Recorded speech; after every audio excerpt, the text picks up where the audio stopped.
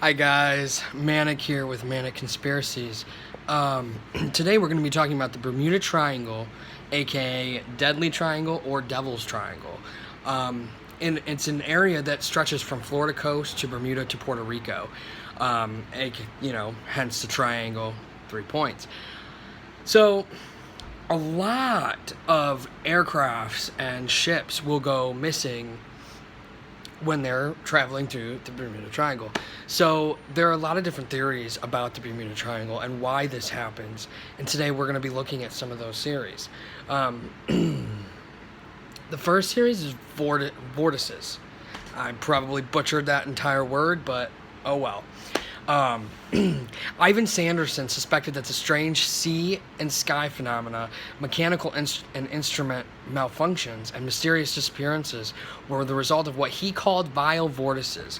These areas are places with extreme currents and temperature variations affecting electromagnetic fields. And the Bermuda Triangle wasn't the only place on Earth where this occurred. Sanderson drew out elaborate charts on which he identified 10 such locations precisely distributed around the globe, 5 above and 5 below at equal distances from the equator. Which that last part really makes me interested because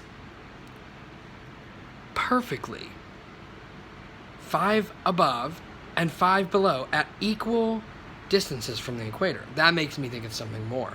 The second theory is magnetic variation. This theory, proposed by the Coast Guard over 30 years ago, states the majority of disappearances can be attributed to the area's unique environmental features.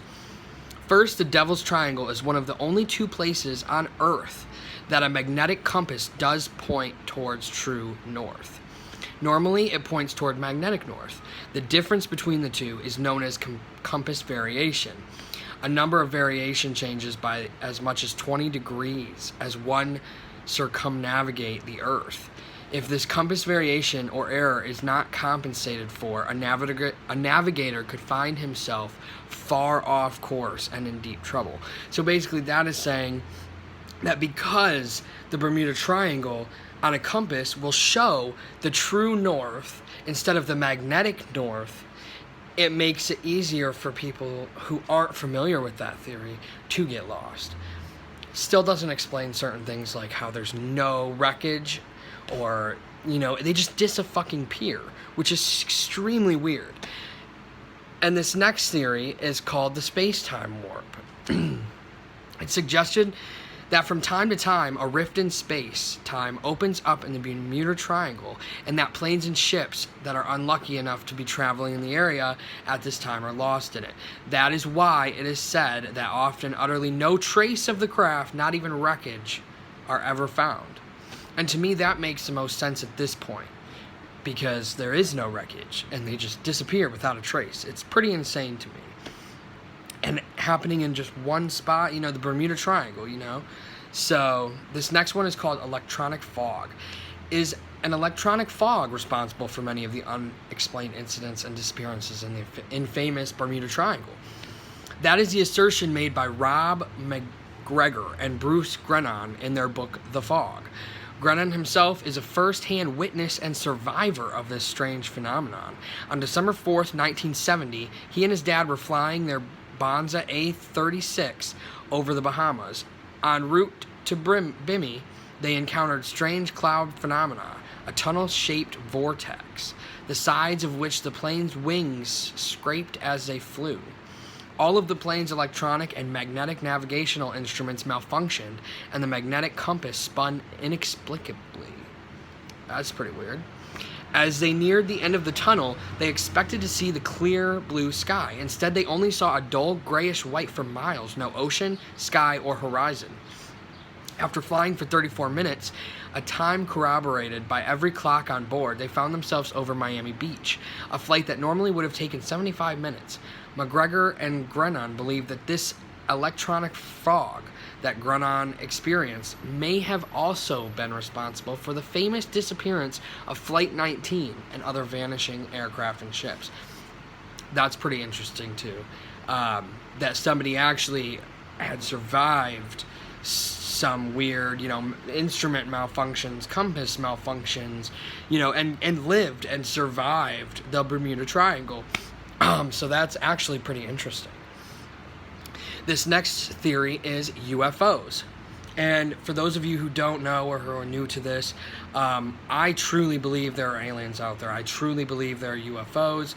I completely believe in them. So it is not a shock to me that aliens and UFOs could be a conspiracy theory about the Bermuda Triangle. When in doubt, blame aliens and their flying saucers. Although their motives are unclear, it has been suggested that aliens have chosen the Bermuda Triangle as a point at which to capture and abduct for unknown purposes. Aside from the lack of evidence for this theory, we have to wonder why the aliens would take the whole aircraft and ships, some of considerable sizes. Why not just abduct the occupants in the same way they are said to take people from their homes in the dead of night? And I'm just going to pause to talk about this for a second. For one, I truly think that because the question that was brought up was why would they take the whole ship and the aircrafts? Maybe because they like to study it, just how we as humans have scientists on Earth. What if they do have groups and classes which jobs are made like a scientist for somebody of the alien species? So to me, that's not very, too far-fetched for me. So it's kind of interesting, though. Atlantis, that's another theory, that Atlantis, the city that sunk underwater, is part of the reason why the Bermuda Triangle is capturing. Now, there's not a whole lot of, evidence on the lost city of Atlantis. Again, with my mind being so open and being so spiritual, I believe it, and I could see the city of Atlantis actually existing. Whether or not that's a part of why, because I don't really see why the city of Atlantis would really have anything to do with the disappearances unless they're trying to build the city underwater, but who knows. Souls of slaves is another famous conspiracy theory people think about when they think of the Bermuda Triangle. Deaths and disappearances are the consequences of a curse, theorized by the psychiatrist Dr. Kenneth McGall of Brook Lyndhurst in England. He believed that the area may be haunted by the spirits of many African slaves who had been thrown overboard on their voyage to America.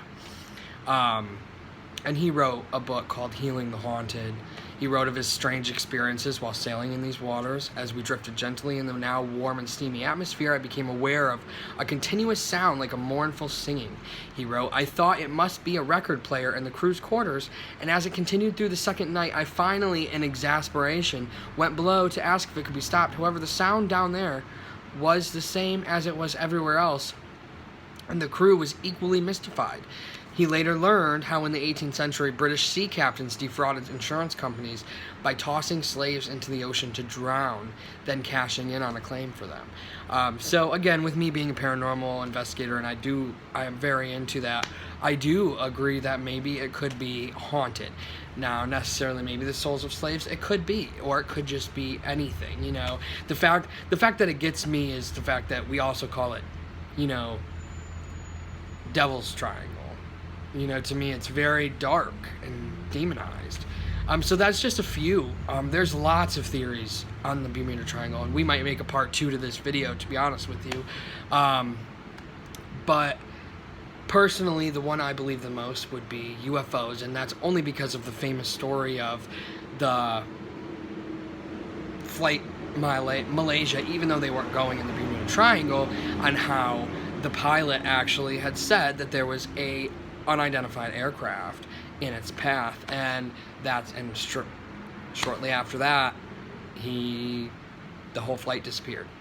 So I think it could be a paranormal activity type thing. It could be a Earth thing. It could be a space thing. It could be really anything. And until we can indefinitely say what it is, it could be any of these things. So I'm going to leave you with that. Let me know your thoughts on this, or if you've had any experiences or know anyone who's had any experiences with this. Go ahead and subscribe. Like I said, I'll always be making videos like this. Always up for, anything you want me to do a video on, let me know. I'd love to get more conspiracy theories out there. So Go ahead, like, subscribe, and comment below. Let me know what you think about this video and, you know, what kind of things you're into conspiracy-wise. So, peace out, guys. Hope you enjoyed.